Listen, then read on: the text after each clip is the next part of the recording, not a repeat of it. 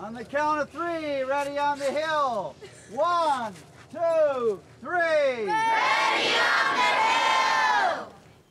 In 1885, on Orange Lake, near Newburgh, New York, Counselor Sumner Dudley and 7 boys went camping for 8 days on a borrowed site. This was the starting point of what we now know to be summer camp. Well, Daddy, won't you take me back to old Yonder, down by Biscuit River where paradise lay? I'm sorry, my son, but you're too late in asking. Mr. Carey's old recall is all laid away. When I was a young boy at old Yonder, just 2 hours from the city, so peaceful, sublime. Camping out was not a new idea, but a supervised, organized, goal-oriented trip was. The first century of camping in the USA was one of pioneering, pathfinding, and adventure.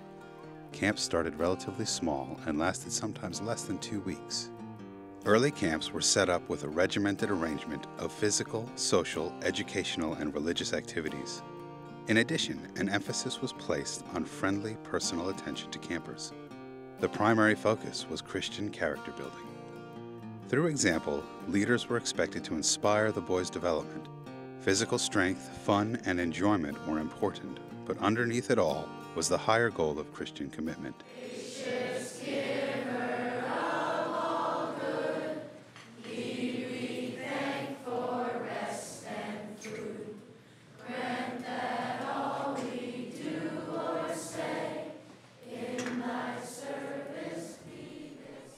Many camps started with a military structure where bugle calls announced activity changes, campers did KP duty, and in some cases, camper officers were called colonel or captain.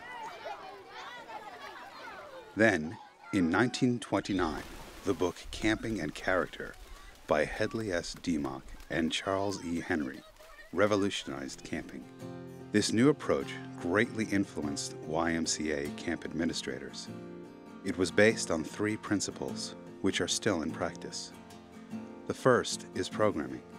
In essence, everything that goes on at camp, from waking through daily activities to the last thoughts before bed, everything impacts the camper.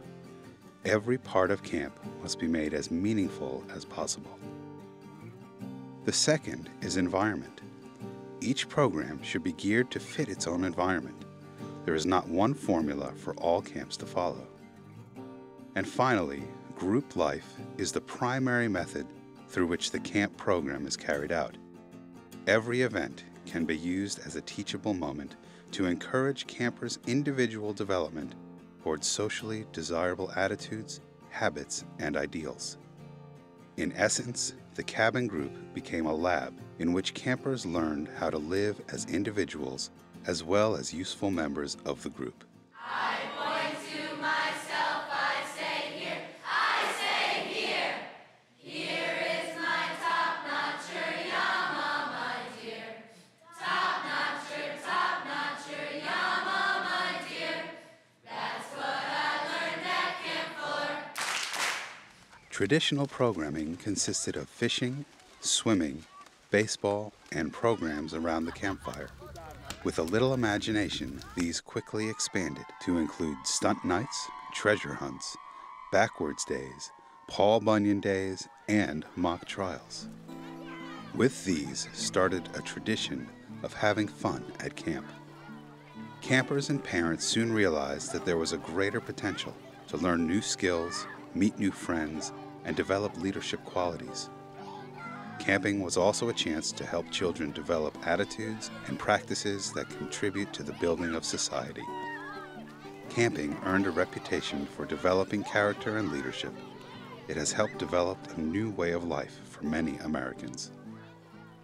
Paul V. McNutt, one-time governor to Indiana and High Commissioner to the Philippines, said, "Camp life gives to the boys and girls a training in self-reliance, utilization of skills, love of nature and the outdoors that no other institution in American life so adequately provides.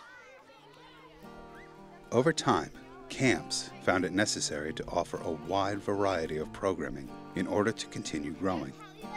This became known as specialty camping and ranged in the early days from covered wagon trips through Yellowstone Park to fitness weeks for men to construction camps where campers learned by doing while helping build and care for camp buildings.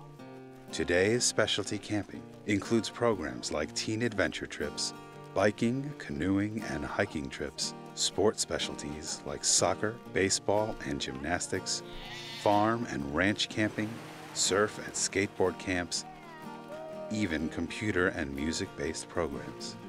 This specialty camping also led camp directors to look for ways to utilize the camp facilities year-round, which resulted in programs such as winter camp, adult and youth conferencing, and environmental education for school groups. Early in camping history, the YMCA introduced day camp, an alternative to resident camping, where children could gain similar benefits. Day camp was generally geared towards younger children, yet had the same distinctive emphasis as all YMCA programs. In 1983, Max W. Clowers, a career camp director whose camping experience started in 1921, wrote, "The old magic is still there if one uses the natural wonder of youth to fuel programs that open new windows of experience and relationships. I have always thought of camp as a very special kind of community. I've thought of it in terms of its redemptive power in young lives. The camper-counselor relationship can be one of the most powerful influences in a young life if it is properly understood and managed with sensitivity." If you somehow touch one child and they get a sense of self and confidence and even just happiness, and they bring it back to their families and their schools, camp can affect millions of people.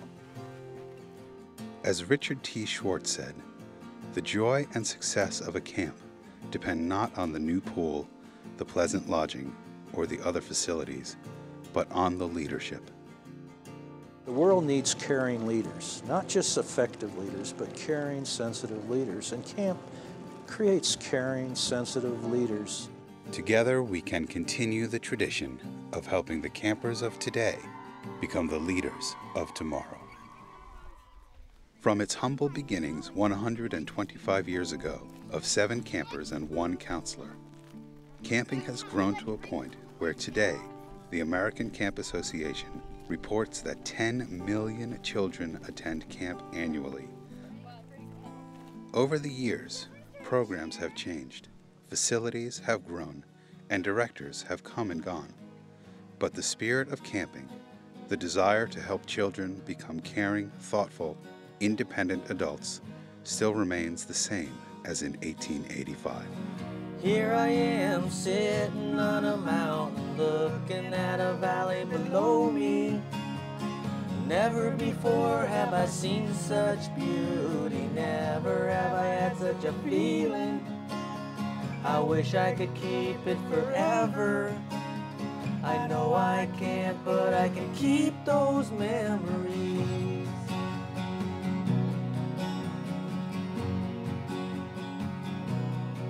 It's our last chance, it's our last chance. It's our last chance to praise the day. It's our last chance, it's our last chance. It's our last chance to praise the day. The ocean's on fire with the burning of a sunset. Better look quick or you'll miss it. It doesn't last long, but boy, when it's gone, you got to admit it was worth it. I wish I could watch it forever. I know I can't, but I can keep those memories.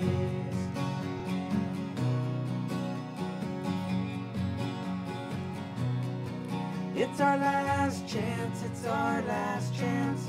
It's our last